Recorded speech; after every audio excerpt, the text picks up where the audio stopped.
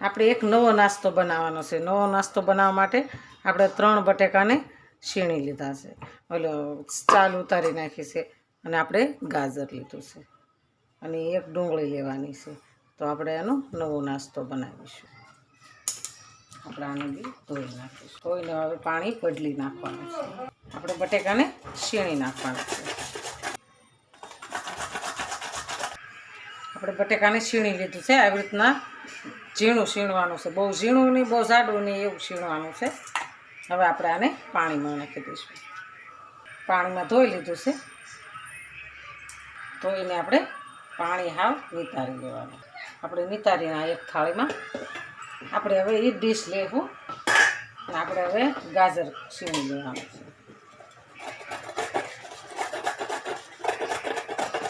આપણે ગાજરનો અંદરનો ભાગ કાઢી લેવાનો છે. આપણે અંદરનો ભાગ છીણવાનો નથી. એ છીણીશું ને તો આપણે એમાં પિત્તવાયુ થાય, એટલે એ ભાગ કાઢી નાખવાનો છે. આને આપણે સાઈડમાં રાખીશું. હવે આપણે બીજું ગાજર લઈશું. અંદરનો ભાગ નથી આવવા દેવાનો. આવી રીતના ઉપર ઉપરથી આપણે છીણીશું. આપણે આમાંથીને પાણી કાઢી લેવાનું છે. પાણીનો ભાગ હોય ને જો એ કાઢી લાવ, પાણીનો ભાગ નથી રહેવા દેવાનો. આપણે ડુંગળીને આવી રીતના પાતળી પાતળી કટિંગ કરી લેવાની છે. આપણે ગાજર અને બટેકા બેયને આપણે અંદર એડ કરી દઈશું. આપણા ડુંગળી છે,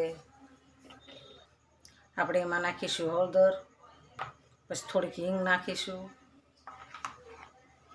અડધી ચમચી ધાણા જીરું નાખીશું, અડધી ચમચી મરચું નાખીશું, આખું જીરું નાખીશું, એની અંદર સ્વાદ પ્રમાણે મીઠું નાખીશું, આપણે સ્વાદ પ્રમાણે થોડીક ખાંડ નાખીશું, આપણે એની અંદર થોડોક ગરમ મસાલો નાખીશું. આપણે હવે ઘઉંનો લોટ લઈશું, એની અંદર આપણે અડધું પાવડું તેલ એડ કરીશું, સ્વાદ પ્રમાણે આપણે મીઠું નાખીશું.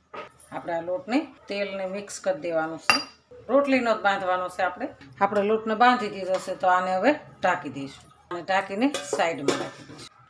આપણે 3 ચમચી મેદાનો લોટ લઈશું, એની અંદર આપણે પાણી એડ કરીશું. એમાં થોડુંક નાખશું મીઠું, આપણે થોડુંક નાખશું ધાણા જીરું. આમ ગોળ બનાવી નાખવાનું છે, ગાંઠું ન રહે ને એ રીતે. આપણે મોટા વાસણમાં લઈ લઈશું. આપણે આનું ગોળ સરસ બનાવી નાખ્યું છે, એમાંથી ગાંઠું રહેવા દેવાની નથી. તો આપણે આને સાઈડમાં રાખી દઈશું. હવે આપણે લેવાનું છે પાટીઓ. આપણે હવે આ રોટલીનો લોટ લીધો છે, એકદમ સરસ ગુણ આવી ગયો છે. આપણે એને જાડી અને મોટી રોટલી વણવાની છે. આપણે આને વણી લેવાનું છે. આપણે રોટલી સરસ તૈયાર થઈ ગઈ છે. આપણે આના ઉપર લીલી તીખી ચટણી છે, તો આપણે એને લગાડવાની છે. આપણે તીખી ચટણી લગાડી. હવે આપણે સોસ લગાડીશું. હવે આપણે શેઝવાન ચટણી લીધી છે, તો એ આપણે મિક્સ કરી દીધું છે. તો આપણે આ સરસ મસાલો તૈયાર કર્યો છે, એ આપણે અંદર એડ કરવાનો છે. હવે આપણે આને બરોબર સરસ મસાલો તૈયાર છે, તો આપણે આને આવી રીતના વાળી દઈશું. વાળીને આવી રીતના ફિટ કરી દેવાનું છે. આપણે ત્રીજી વાર પાણીવાળું કરી દેવાનું છે. પાણીવાળું કરી અને એને આપણે આવી રીતના વાળી દેવાનું છે. વાળીને આપણે ચોંટાડી દેવાનું છે. ચોંટી ગયું. હવે આપણે આને આમ વાળી દઈશું. આપણે આવા 3 પીસ તૈયાર કરવાના છે. આપણા કાણાવાળી થાળી છે ને, એની અંદર આપણે મૂકી દેવાનું છે. આવી રીતના આમ મૂકવાનું છે, અને આપણે સાઈડમાં રાખી દઈશું. થાળીનો ભાગ 2 બાજુ નાનો હોય એટલે આપણે નાનું કરવાનું છે. આપણે એને થોડી વાર ઢાંકી દઈશું. હીટ થવા દેવાનું છે.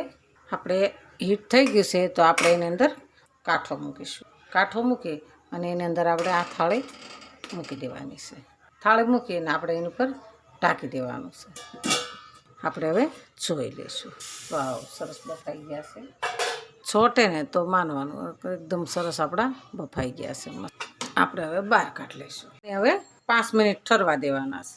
આપણે આને આવી રીતના કટિંગ કરી લઈશું. કટિંગ કરી અને આવી રીતના આપણે પીસને આપણે આવી રીતના પીસ બનાવી નાખવાના છે. આપણે પીસ તો સરસ આ બધા પીસ આવી રીતના બનાવી નાખવાના છે. આપણે ગોળ બનાવ્યું છે તો આ ગોળની અંદર આપણે દબાઈ દેવાનું છે. આપણે આને તેલમાં એડ કરીએ આ પીસને ગોળને. આપણે આને થોડા કુરકુરા થવા દેવાના છે, કડક થવા દેવાના છે. તેલ નિતારીને આપણે કાઢીશું. ચાલુ કર્યું ચૂલો બંધ ચાલુ છે. આપણો ગરમા ગરમ નાસ્તો સરસ તૈયાર છે, એકદમ મસ્ત બની ગયો છે. તો હાલો ખાવા. જો અમારો વિડીયો ગમે તો લાઈક શેર અને સબસ્ક્રાઈબ કરી દેજો. રાધે રાધે.